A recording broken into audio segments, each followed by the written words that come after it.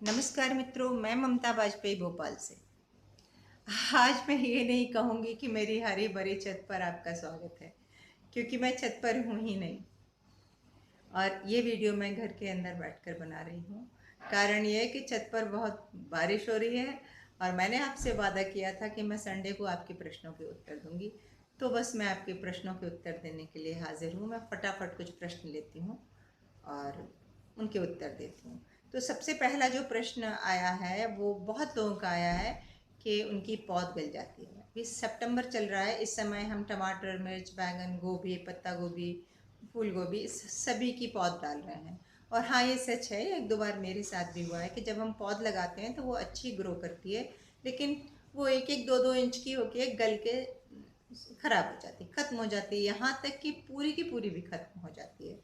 तो उसके क्या कारण होते हैं? तो शुरू में मुझे भी नहीं पता था, फिर मैंने अपने लेवल पे बहुत लोगों से पता किया और मेरे एक रिलेटिव हैं जो कृषि विभाग में हैं, तो उन्होंने मुझे समझाया कि होता ये है कि पौध गलने के दो वजह होती है कि एक तो मिट्टी में फंगस होना।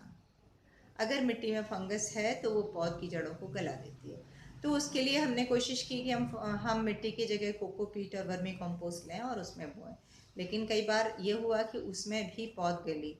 तो उसका कारण क्या होता है कि ये बहुत तेज टेम्परेचर का अप एंड डाउन होना। अभी जैसे कि क्वार का महीना चल रहा है, आज देखिए छत पर बारिश है, सुबह को जब धूप निकलेगी तो वो इतनी तेज होगी कि छत पर खड़ा नहीं हुआ जाता।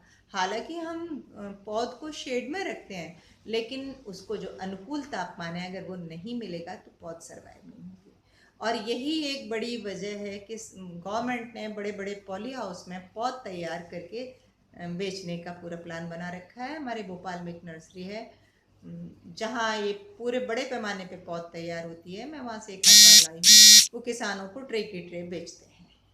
तो पौध इसलिए गल जाती है। आप इंतज़ार करें कि तापमान 20 डिग्री, 20 से 30 या 25 डिग्री तक आएगा। मौसम जैसे ही ठंडा होगा आपकी पौध आराम से सरवाइव कर जाएगी। ये एक कारण है। दूसरा, अगर आप जिस मटेरियल में भी बो रहे हैं उसको थोड़ा सा धूप दिखा लें तो फंगस नहीं बन पाएगी। ह्यूमिड ह्यूमिड जैसे ही मिलता है तो फंगस के लिए अनुकूल वातावरण बनता है और वो पौध को खराब कर देती है।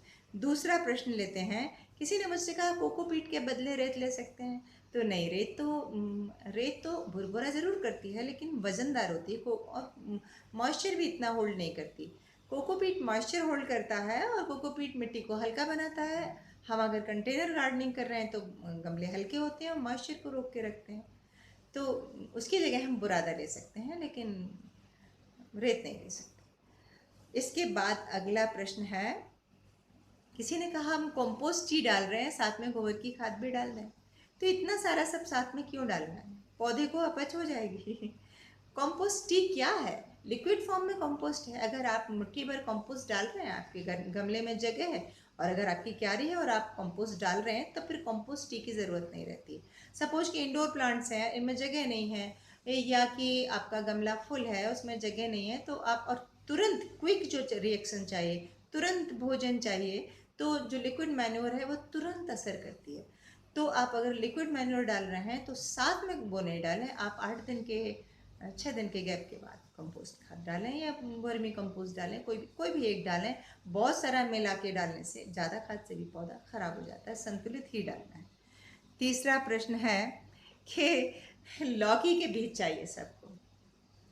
मेरे यहाँ तुमी लगी हैं कई, एक बड़ी देसी लौकी लगी है, तोरई भी लगी है। मेरे पास बहुत सारे बीज होंगे और मैं ज़रूर सबको बीज बांटूंगी। लेकिन आप समझिए कि अभी वो फल हरे हैं और अभी से आप बार बार कमेंट करेंगे और मैं उनका लिख कर रिप्लाई दूंगी तो मैं कितनी बार टाइप करूंगी, आप सोचिए। तो जब तक वो पक नहीं जाती हैं, आप 2.5 से 3 महीने इंतज़ार कीजिए। पकने के बाद भी मैं फल तोड़ के फल को कुछ दिन ऐसे ही सूखा रखूंगी बिना काटे।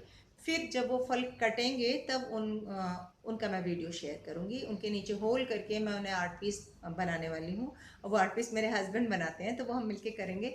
आर्ट पीस का पूरा काम मेरे हस्बैंड का है। तो वो जब वो लौकियाँ कटेंगी मैं वीडियो शेयर करूँगी और वो बीज निकलेंगे तब मैं आप लोगों से एड्रेस मंगाऊँगी और मैं कुछ लोगों को ज़रूर बीज भेजूँगी, जितना मुझसे हो सकेगा मैं ज़रूर भेजूँगी। तब तक प्लीज़ प्लीज़ आप बार बार बीज के लिए रिक्वेस्ट नहीं करें। मैं भेज नहीं पाऊंगी, मैं उत्तर भी नहीं दे पाऊंगी। अगला है प्रश्न, क्या मेरे फलों का साइज छोटा हो जाता है? तो जिस तरह का बीज होगा, जिस प्रजाति का बीज होगा, तभी फल का साइज छोटा होगा। इसके अलावा जब कोई भी पौधा होता है, जो पहली फलवार होती है, वो पहले फल का साइज बहुत अच्छा होता है, धीरे धीरे सेकंड और थर्ड फल पे आते ही उसकी साइज अपने आप छोटी हो जाती है। बिल्कुल नॉर्मल है, इसमें कोई दिक्कत नहीं है। एक प्रश्न ये है कि बेलों के, लौकी के बेलों के पत्ते पीले पड़ रहे हैं, ये भी नॉर्मल है, सीजन जा रहा है, पत्ते पीले पड़ेंगे, उनका लाइफ साइकिल खत्म हो गया। 3 से 3, 3.5, 4 महीने उनका लाइफ साइकिल रहता है। और अगला प्रश्न है, क्या सभी पेस्टिसाइड डाले जा सकते हैं? क्या नीम ऑयल पत्तेदार सब्जियों पर डाला जा सकता है? नहीं, बिल्कुल नहीं डाला जा सकता। सभी पेस्टिसाइड कैसे डाले जा सकते हैं? अगर हम नीम ऑयल को पत्तियों वाले उस पर डाल देंगे तो वो कड़वी हो जाएंगी। तो आप नीम ऑयल सब पे डाल सकते हैं, पत्तेदार सब्जियां छोड़ के। और अगर आप तम्बाकू वगैरह का डाल रहे हैं तो वो कोमल बेलों का नहीं डालें। तो उम्मीद है कि आपके प्रश्नों के उत्तर मिल गए। मैं हर संडे ऐसे ही उपस्थित होती रहूँगी आपके बीच और आपके प्रश्नों के उत्तर देती रहूँगी।